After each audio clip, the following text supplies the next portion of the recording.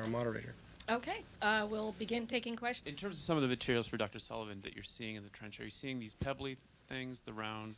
At this point, we have traversed a total of about 108 meters with the Spirit vehicle, which breaks the sort of unofficial record set by Sojourner, 6 years ago of 102 meters. So we certainly knew that that was likely to occur, but it's good to see that it did after about 45 days on the surface. Stone Council is there, and the rocks look different depending on the view because of the angle of the sun relative to the observer. Now you can see our tracks, and way in the distance there is our former home, and you can see Sleepy Hollow off to the right. And the tracks have disturbed the dust on the surface, and that's why it looks a little darker underneath. And we've driven another approximately 40 meters from this site. This was acquired on Sol 39. And now we're panning off to the right, and at some point we'll begin to see the hills to the southeast and the rest of the scene. So this is soil right by this layered rock called Mimi, and it's done after a track had run over this region. And those little round granules that you see are about 1 millimeter across. And you can see that they're pushed into a finer grain matrix.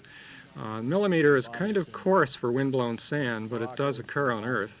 And what we think we're looking at is a soil-like material that's a mix of grain sizes that's been put together by wind and perhaps cemented a little bit.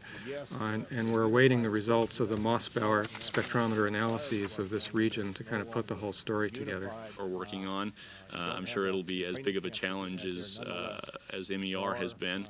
So things, as I've said, have been very active for the last 4 or 5 days. It's been very busy. The flight team is very excited about, both in the case of Spirit, how far we've been able to drive, and in the case of Opportunity, the interest in being able to do this trenching, which is the first time we've done this sort of operation, and so they're all very enthused. Complex traverse science that we've been doing, compensating for slips since we're on slopes of a few degrees to 10 to 12 degrees.